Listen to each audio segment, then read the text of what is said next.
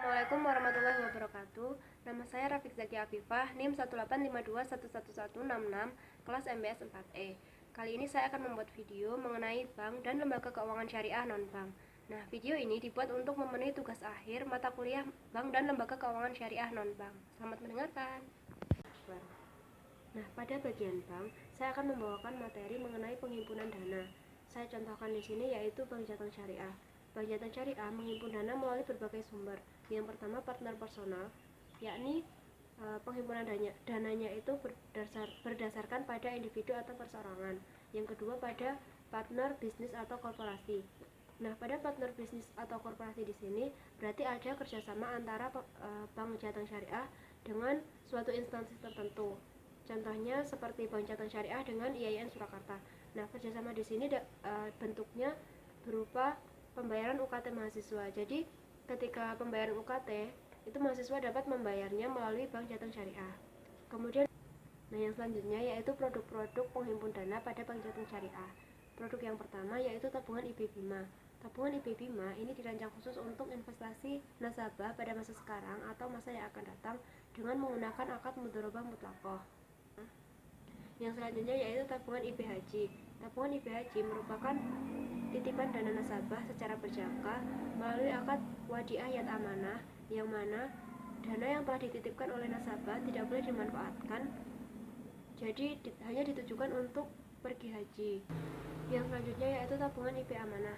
Nah, tabungan IB Amanah merupakan tabungan dalam bentuk mata uang rupiah berdasarkan akad wadiah yat amanah, yang mana memberikan keleluasaan kepada nasabah dalam hal penyetoran dan penarikan. Yang selanjutnya yaitu Giro IB. Giro IB merupakan rekening dalam mata uang rupiah yang memberikan kemudahan dalam transaksi keuangan usaha nasabah berdasarkan pada akad wadiah melalui cek dan biliet giro. Yang selanjutnya adalah deposito IB. Deposito IB merupakan simpanan dana berjangka dalam bentuk mata uang rupiah yang berdasarkan pada akad mudharabah mutlaqah ataupun muqayyadah. Yang selanjutnya yaitu akad penghimpun dana pada Bank Jateng Syariah. Nah, akad yang pertama yaitu ada akad wadiah. Akad wadiah merupakan titipan murni yang setiap saat dapat diambil oleh pemiliknya jika pemilik menghendaki. Nah, pada akad wadiah itu dibedakan menjadi dua. Yang pertama wadiah yat amanah, yang kedua wadiah yat damanah. Nah, pada wadiah yat amanah itu titipannya tidak boleh dimanfaatkan. Jadi bank di sini sebagai penerima titipan. Jadi barang yang telah dititipkan oleh nasabah itu tidak boleh dimanfaatkan oleh bank.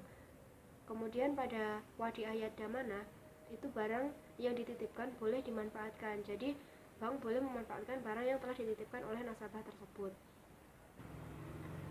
Yang selanjutnya yaitu adalah akad mudharabah.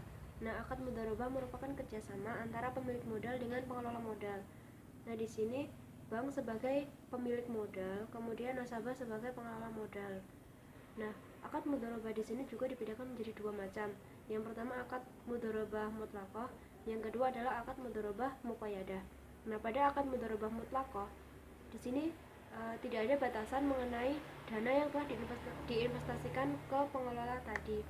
Pada akad mudharabah muqayyadah ada batasan-batasan mengenai pengelolaan dana yang telah diinvestasikan tadi.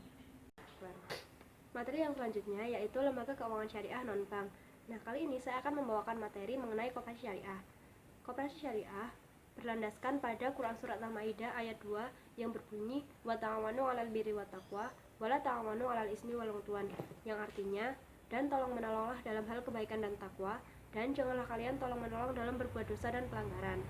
Kemudian landasan koperasi syariah juga terdapat pada Undang-Undang Nomor 17 Tahun 2012 Pasal 87 ayat 3 dan 4. Kemudian mekanisme koperasi syariah. Nah, mekanisme koperasi syariah itu ada dua. Yang pertama pengumpulan dana, yang kedua penyaluran dana. Pengumpulan dana sendiri terdiri dari berbagai macam simpanan. Simpanan yang pertama yaitu simpanan pokok. Nah, simpanan pokok ini simpanan yang dibayarkan ketika anggota pertama kali masuk koperasi syariah. Kemudian simpanan yang kedua yaitu simpanan wajib. Simpanan wajib merupakan simpanan yang dibayarkan setiap bulannya oleh anggota koperasi, misalkan di akhir bulan atau di awal bulan. Kemudian ada simpanan sukarela. Nah, simpanan sukarela ini jumlah dan waktunya itu tidak ditentukan. Jadi anggota itu terserah mau menabung kapanpun, dan jumlahnya itu juga terserah si anggotanya tadi. Yang kedua yaitu penyaluran dana. Nah, penyaluran dana di sini juga terdiri dari berbagai macam. Yang pertama ada mudharabah. Mudharabah sendiri merupakan kerjasama antara pemilik modal dan pengembang modal.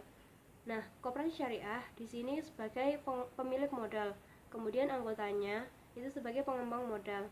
Jadi, misalkan ada anggota yang ingin mendirikan usaha namun tidak memiliki modal, maka koperasi dapat membiayai atau memberikan modal untuk usahanya tadi. Kemudian si anggota dapat mengembalikan dana tersebut sesuai dengan waktu yang telah ditentukan pada saat awal. Kemudian ada musyarakah. Musyarakah yaitu kerjasama di antara dua pihak atau lebih untuk suatu usaha tertentu yang dimana semua pihak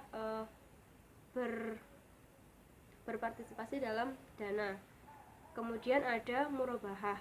Nah, murabahah merupakan pembiayaan dengan sistem jual beli di mana koperasi sebagai penjual dan si anggota sebagai pembeli. Ini biasanya contohnya itu misalkan si anggota ingin dibelikan motor namun lewat koperasi syariah. Nah, jadi koperasi tadi mencarikan motor yang sesuai dengan kriteria atau spesifikasi yang diminta oleh anggotanya tadi, kemudian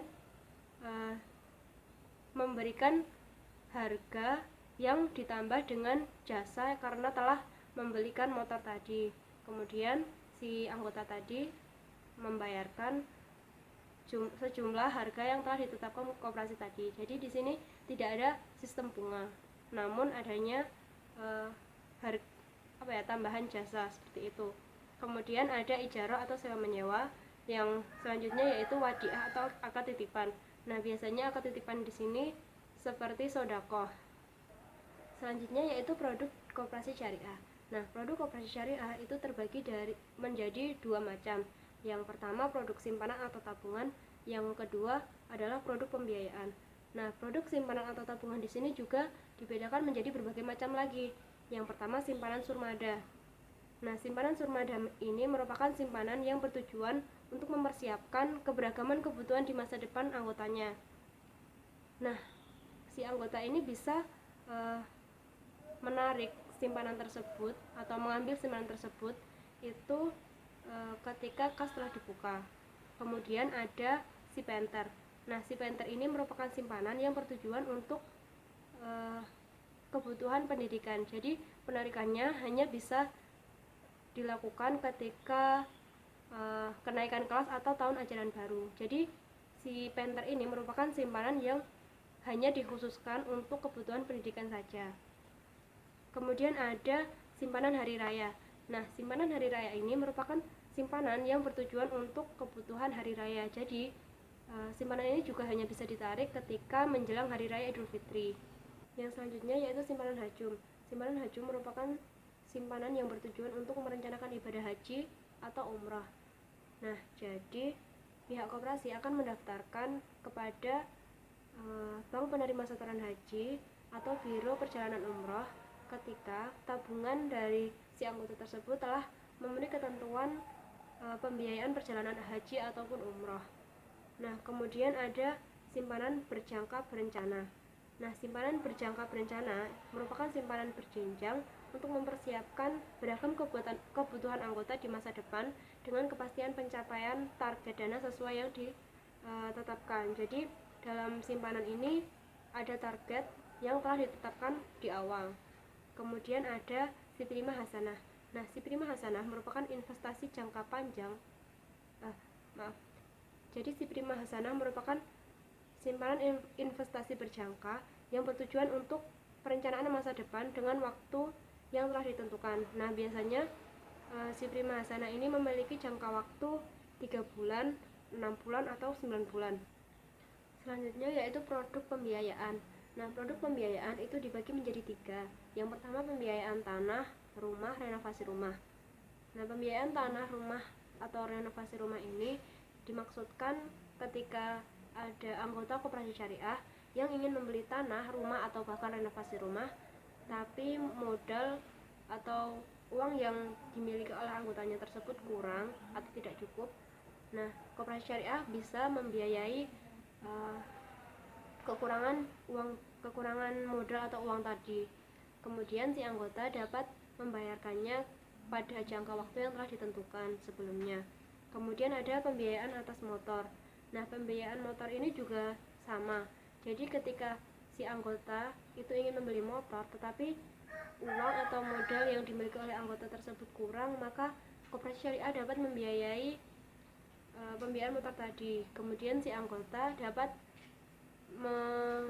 mengembalikan atau membayar pembiayaan tersebut pada waktu yang telah ditentukan sebelumnya. Kemudian ada pembiayaan angsuran.